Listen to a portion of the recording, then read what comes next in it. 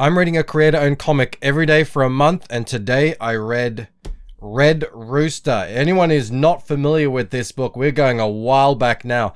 I backed this on Indiegogo. It was one of the first ones I ever backed on that website back in 2018. I think I received it about 3 or 4 years later. Can't quite remember.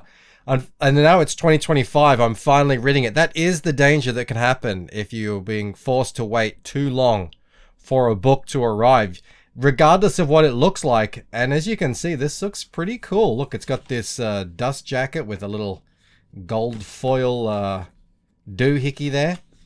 Regardless of what it looks like, you could just sort of lose interest in it. That's unfortunately what happened to me with this one. As well, in the meantime, the ill-fated Allegiance Arts, which I think there they are there, since went debunked. So I felt like, well, reading this might be a moot point because I read The Futurist, I read Nora's Saga, and now I've read this one. I didn't read Batteries, but it looks pretty cool. I really liked what they were doing. Unfortunately, it just was not meant to be. There was some shenanigans with Walmart. They lost a lot of their initial supporters through that. Crowdfunding can be a very specific kind of game, and if you mess with that, you pay the price. But yeah, I really liked what they were going with this sort of, not just being derivative of Marvel and DC, super high quality art. Yeah, it's taken me this long to get to it. Mitch Breitweiser is the brainchild of this. Also, story by Mark Pellegrini too. The colorist, where's that colorist? Elizabeth Breitweiser, one of my favorite colorists in comics, and straight away, check it out. Just beautiful. Actually, I really, really like Mitch's art too. It's got this kind of very loose, sketchy style, which just seems perfect for this kind of story. Imagine heroes before they were superheroes. Before that, it was even in the lexicon, and they were just heroes in the golden age, riding train cars and rescuing kids from brutes and stuff like that. That's the sort of story you get introduced to straight away. Check him out here. There's a line here that the kids say. They say his stripy pants off the cob. I like that. The writing is really of its day. So both Mark and Mitch did a fantastic job on that. Like I said, it's a story of this era. Before Superman, before Batman, you had local, rural characters. Smaller, classic heroes. More pulp focused, I would imagine. But the Red Rooster is part hero, part, he's got like TV deals, cola ads, a fan club. So it's sort of, you don't really know, like, is he a real hero or is he not? He is a real hero.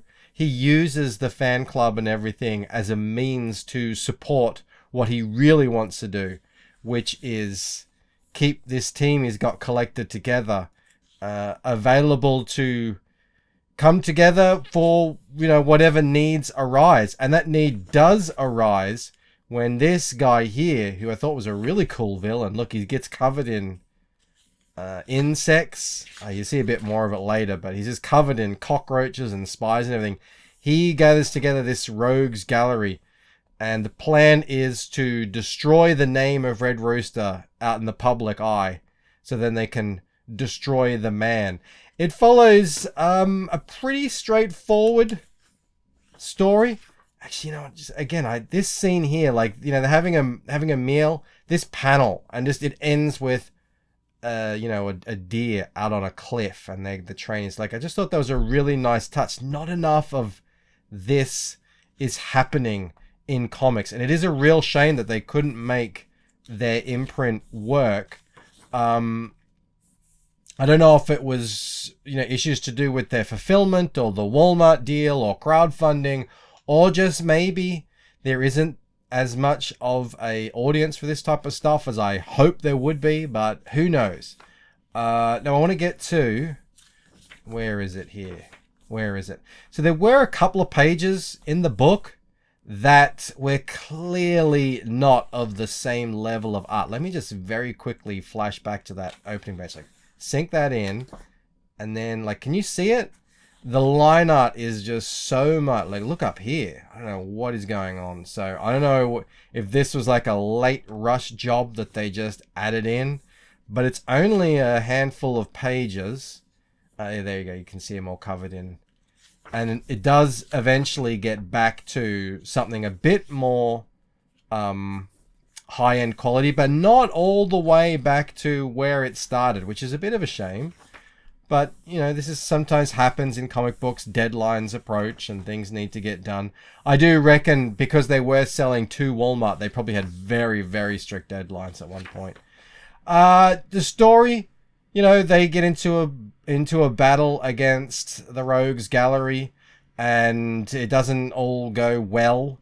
There's something that happens in here that has something to do with, like they mentioned Tesla at one point. It says, I'm not Tesla. Like, there's a literal wormhole. I suppose it doesn't matter if I spoil it, because it's not like there's going to be any more of it. The plane and this chick who's trying to wrestle, this guy's trying to poison the fair. She's wrestling the plane off him. They end up flying through what I can only assume is a wormhole, and people die. So now Red Rooster has to go on the lam, essentially. He has to sort of hang up his chicken cowl, hit the road. See, that's beautiful. That's a beautiful shot. I wish it's not all so consistent, especially in this what would have been this last floppy issue. It's a lot rougher, the artwork. Coloring's still great, but yeah. And there's a little epilogue, but I guess it doesn't really matter because, I mean, unless Mitch and Elizabeth want to redo this themselves, I guess that's the end of Red Rooster for us. Still a cool book. I'm glad I finally read it.